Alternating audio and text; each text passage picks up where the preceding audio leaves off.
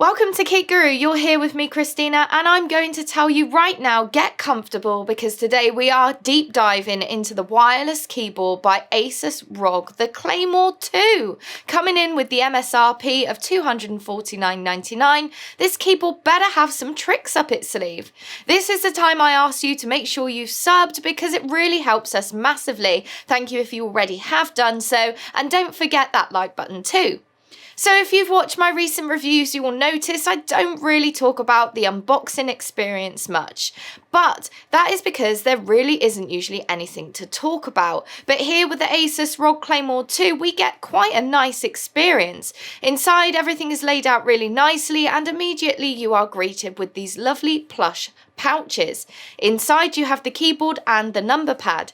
This instantly makes me feel like this keyboard could have some quality here. Underneath we have the leatherette wrist rest USB-C to USB-C cable, and by the way, this has a nice tight thin braid, but unfortunately it is a little hard to pull harsh kinks out of. Also, there are some adapters here, the wireless dongle extender and the USB-C to USB-A adapter. You also get the usual paraphernalia in here too. I would really like to talk about my first impressions. I really like the weight of this keyboard and the number pad when you take them out of the box. They feel really sturdy, and there's no flex here either, which is great to see, and that is most likely due to this brushed metal plate on the top of both the number pad and the keyboard.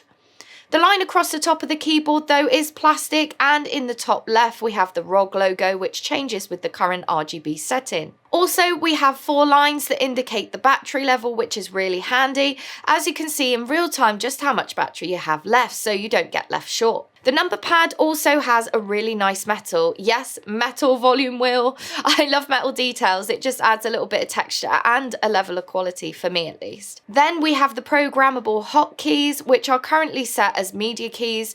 We have back, forward, pause, play and mute. Then of course the normal number pad underneath. If we look at the back edge of the keyboard, you can see that there are some inputs here. We have the USB-C slot for the cable to be attached to, then the on and off switch, which is handy because you won't turn it on in your bag, for example, if you're taking it with you somewhere. Then we have a USB pass-through. I think this is fantastic, and you can see something else here, which I will talk about a bit later. See if you can guess what it is before I get to it later.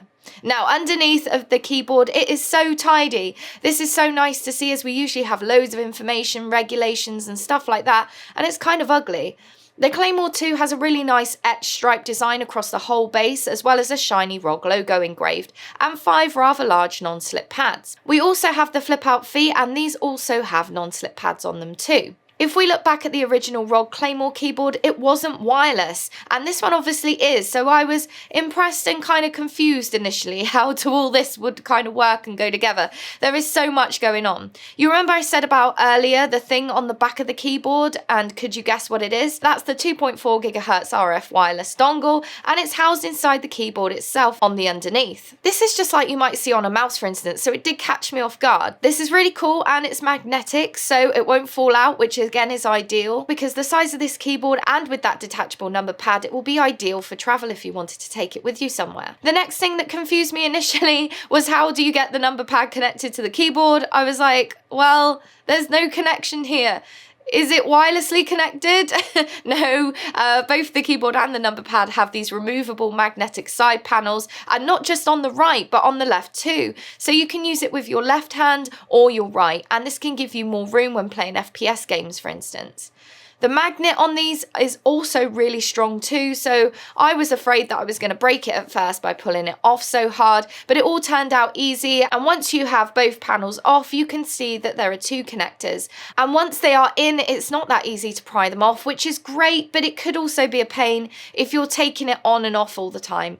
There is one more thing that is magnetically connected to this keyboard too, and that is the wrist rest. Again, a nice strong attachment here, and whilst we're on the subject of the wrist rest, is actually pretty thin at 45 centimeters by just 6.5 centimeters. I found that my wrists were almost hanging off of it at some points when typing. Just for comparison, my own wrist rest is 8 centimeters height, and this seems to accommodate my wrist better for the lower keys. Of course, you can disconnect it and move it back a little bit, then it's fine, but you could potentially get movement, etc. It's not ideal, I don't think.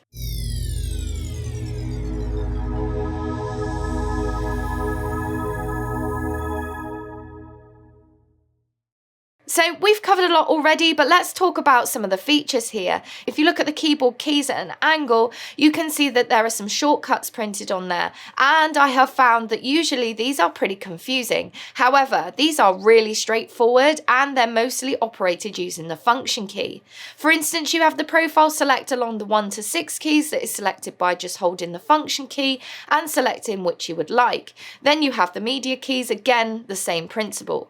You also have Windows lock on the Windows key and the lighting options on the arrow keys. The only thing that is a little more complex is the macro key, which you press function left alt to start recording and function left alt to end recording, and assign the macro you just recorded to a key by pressing that particular key. You can't assign a macro to function, num lock, caps lock or scroll lock, Windows or left alt though. We'll go more into customization in the software later.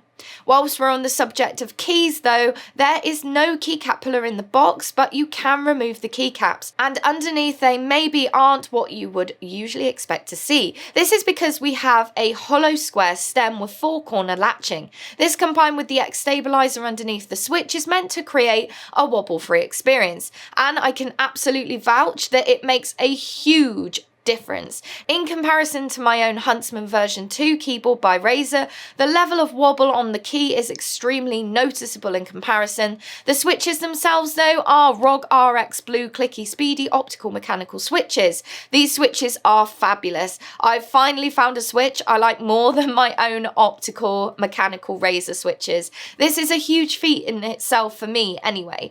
They have a much firmer actuation and the bump is extremely satisfying. They also aren't that loud, which I personally like, but here is a sound test for you.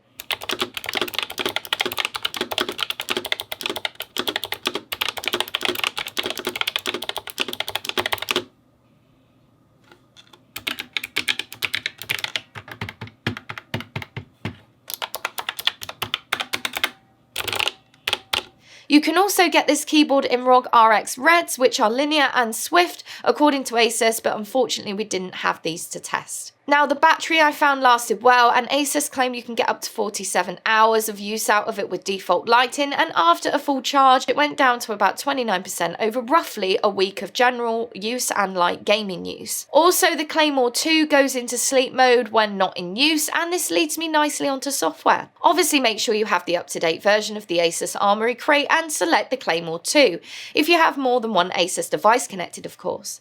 If you see here you can completely change what keys do what here, and also on the right you have the gaming modes to disable certain key combinations.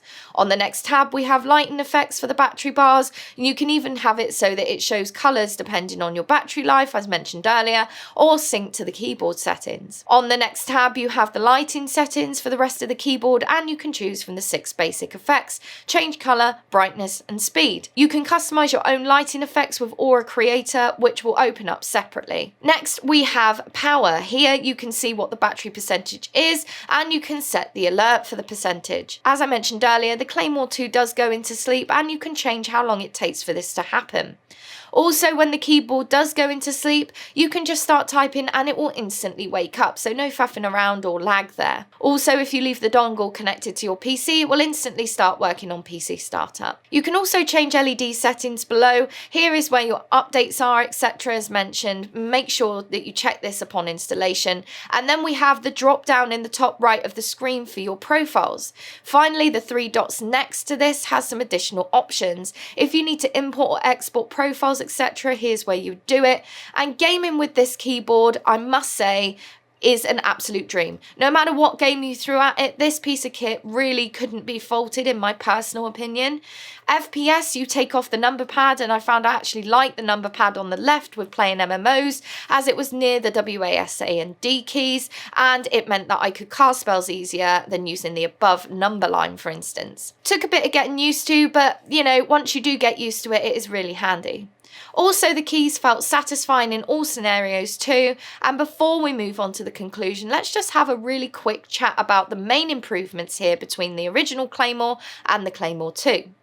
In terms of spec, we have the Cherry MX reds, blues, browns or blacks as an option in the Claymore originally, and then this we have the ROG RC blue or red optical mechanical switches. Of course, the new ROG RX switches on the Claymore II have a wobble-less construction as mentioned earlier, and that hollow square design. But in terms of use, obviously you can choose the switch that you prefer, but I would still choose the new ROG RX S's as they are significantly less wobbly. We also have an upgrade on the cable as it is now USB-C and not micro USB. We now have a pass-through port which was not available on the original Claymore, and I'm going to be completely honest here, I thought that a keyboard being as expensive as this one is usually a bit of a rip-off. However, I can totally see why the Claymore 2 costs so much. The build quality, the design, the functionality, the connectivity and all the options that you have, and the fact that you can use this keyboard as a standard keyboard by connecting the number pad to the right, attach it to the left, or if you're left-handed use, you can do it that way too, and just to gain more space for FPS games. But also it can be used as a TKL keyboard, which means this keyboard can be used for pretty much any situation. The fact that it's wireless is also great for all types of setups, and it's great for transportation if you wish to do so. I would use this as my daily driver with no second thought, and I'm very attached to my Huntsman version 2 by Razer. It's just a shame that the Claymore doesn't come in pink, huh? Anyway, let us know what you think of the Claymore 2. Did you have the Claymore 1? Let us know down in the comments, and whilst you're there, hit that sub and like button, check out our merch and our website daily for tech news. I'm Christina, this is Kit Guru. I'll see you next time.